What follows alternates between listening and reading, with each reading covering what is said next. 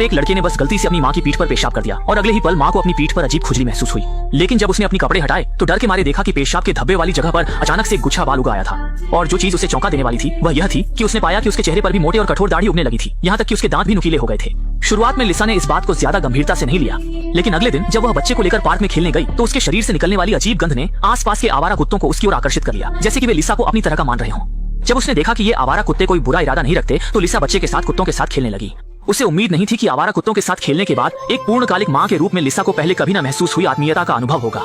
लेकिन रात में जब लिसा तैयार हो रही थी तो उसने देखा कि कल बाल उगने वाली जगह पर एक उभरा हुआ फोड़ा उग आया था, जिससे हल्के से छूने पर भी असहनीय दर्द होता था। शुरुआत में उसने सोचा कि शायद वह गर्मी से परेशान हो गई है। बिना कुछ कहे उसने दराज से एक चांदी की सुई निकाली, उसे गर्म करके कीटाणु रहित किया और सीधे फोड़े में चुभा दिया। लेकिन जब उसने उसे फोड़ दिया तो उसने पाया कि फोड़े के अंदर एक अजीब वस्तु थी। बाहर निकालने पर देखा कि वह एक गुच्छा अजीब बाल था। इस समय उसे थोड़ा अजीब लगा, लेकिन उसने ज्यादा ध्यान नहीं दिया। लेकिन अजीब बात यह थी कि इस दिन के बाद से लिसा ने पाया कि उसकी सूंघने की क्षमता अचानक से 10 गुना बढ़ गई थी।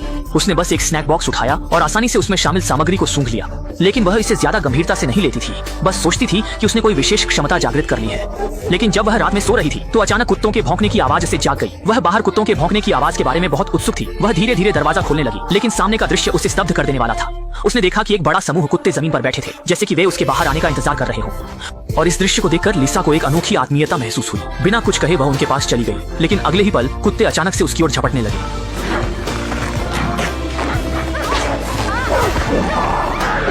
अगले दिन सुबह उसने अपने बेटे को पिछली रात के बुरे सपने के बारे में बताया, लेकिन उसे उम्मीद नहीं थी कि इसी समय बेटा बाहर से एक मरी हुई चूहा लेकर आया। उसे देखकर वह तुरंत बेटे को उसे फेंकने का इशारा किया और शरारती बेटा बाहर भाग गया। वह भी जल्दी से बाहर भागा और उसने एक डरावना दृश्य देखा। उसके घर के दरवाजे के सामने जानवरों की लाशें भरी हुई थी। तभी उसे एहसास हुआ कि पिछली रात जो कुछ भी हुआ वह सपना नहीं था। लगता है कि ये जानवरों की लाशें पिछली रात वह और कुत्ते शिकार करके लाए थे। साथ ही उसे एहसास हुआ कि वह धीरे धीरे कुत्तों की दिशा में विकसित हो रहा है। इस रहस्य को समझने के लिए वह तुरंत लाइब्रेरी पहुंचा और लाइब्रेरियन से महिलाओं के कुत्तों में बदलने के बारे में एक किताब किराए पर लेने की तैयारी की। और लाइब्रेरियन ने यह सुनकर, हालांकि उसे यह अजीब लगा, लेकिन पेशेवर नैतिकता के कारण उसने लिसा को एक समान किताब की सिफारिश की। लेकिन लिसा को समझने का मौका नहीं मिला कि क्या हो रहा है। उसकी लक्षण और गंभीर हो गए, यहाँ तक कि उसके व्यवहार में भी बदलाव आया। इस दिन वह बच्चे को लेकर रेस्टोरेंट में खाना खाने गई, लेकिन जब वह खा रही थी तो वह जैसे अपनी प्रकृति को मुक्त कर रही थी, जैसे एक कुत्ते की तरह पागल होकर खाना खा रही थी। उसके मुंह से खाने के दौरान कुत्ते की आवाजें निकल रही थी। इस पल ने बेटे को हंसी में डाल दिया, लेकिन इसने आसपास के लोगों की अजीब नजरें भी आकर्षित की। लिसा ने यह देखकर अपने भीतर की बेचैनी को जबरदस्ती दबा लिया। ठीक उसी समय कल के पुस्तकालय अध्यक्ष ने भी संयोग से उसकी अभी की कुत्ते जैसी आवाज पर ध्यान दिया और कहा कि वह भी कभी कभी इसी तरह अपने बच्चे को खुश करने के लिए करता था। साथ ही लिसा की तारीफ करते हुए कहा कि वह एक जिम्मेदार और अच्छी माँ है। ये कहते हुए उसने उसके बेटे को भी हंसाने लगा।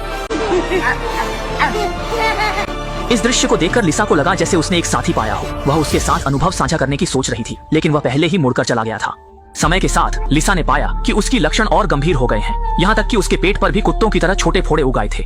शुरुआत में वह इस बात को अपने पति को बताना चाहती थी, लेकिन जब उसने सोचा कि अगर पति को पता चला तो वह उसे घर से बाहर निकाल देगा, मजबूरी में उसने इस बात को अपने दिल में दबा लिया। और जब समय आधी रात के बाद आया तो लिसा ने फिर से बाहर कुत्तों के भौंकने की आवाज सुनी, इसलिए वह तुरंत बाहर गई। लेकिन अगले ही पल वह एक कुत्ते की तरह दौड़ने लगी, घास के मैदान में पागल होकर घास की गंध सूंघने लगी, यहाँ तक कि उसने कुत्तों की क्षेत्रीय चेतना भी हासिल कर ली। उसके हाथों में अजीब खुजली महसूस हुई। वह लगातार अपने हाथों से मिट्टी खोदने लगी। सोचा नहीं था कि वह खोदते खोदते अचानक एक असली कुत्ते में बदल गया और आजादी से सड़क पर दौड़ने लगा। यहाँ तक कि जब उसने एक जंगली खरगोश देखा तो वह किसी अजीब शक्ति से शिकार करना भी सीख गया और अंत में उसने उस खरगोश की लाश को उसी मिट्टी के गड्ढे में दफना दिया।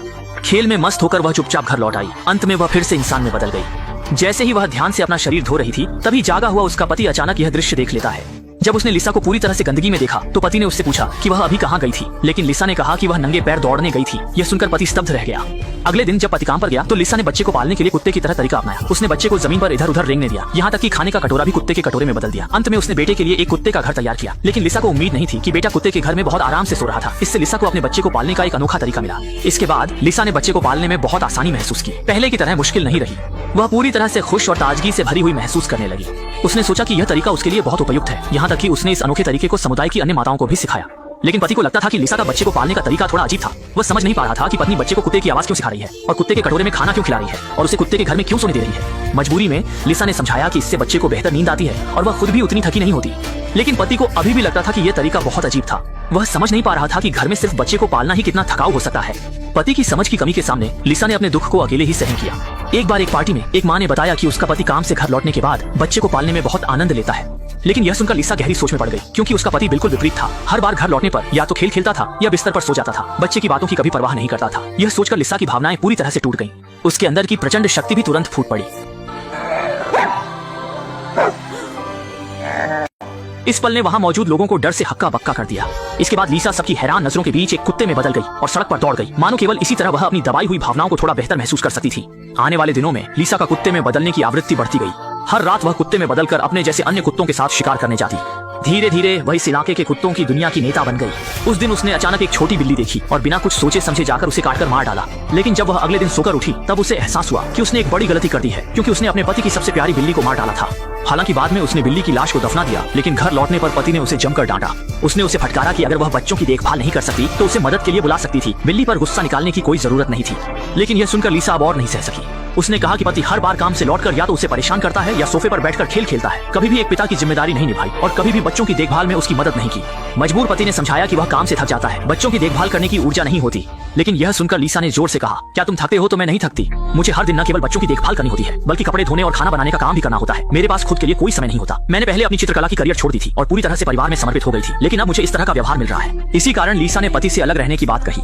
वह चाहती थी कि बच्चों की परवरिश एक अधिक न्यायपूर्ण तरीके से हो और पति ने भी सहमति दे दी। अगले दिन वह बच्चों को लेकर घर से बाहर चला गया और बच्चों की देखभाल का बोझ लिसा के सिर पर आ गया। अब जाकर आदमी ने बच्चों की परवरिश की मुश्किल और दुख महसूस किया। अक्सर वह इतनी व्यस्त रहता कि सिर चकरा जाता। वह अभी अभी बनाई हुई नूडल्स बच्चों के सामने रखता है और शरारती बच्चा उसे एक झटके में जमीन पर फेंक देता है और आदमी बस जमीन पर बैठकर परेशान होकर उसे साफ करता है। इसी बीच लिसा को भी आखिरकार अपना समय मिल गया। अपनी युवा अवस्था की शरीर को वापस पाने के लिए वह हर दिन दौड़कर व्यायाम करती थी और फिर से चित्रकला की करियर शुरू की।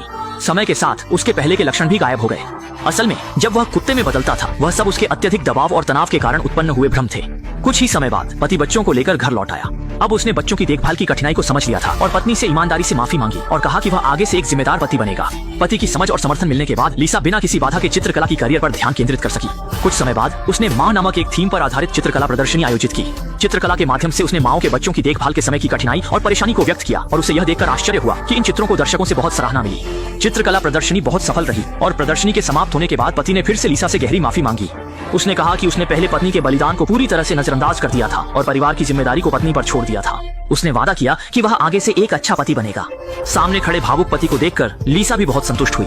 अंत में पति पत्नी ने परिवार और काम के बीच संतुलन बनाने का तरीका खोज लिया और फिल्म का अंत हो गया।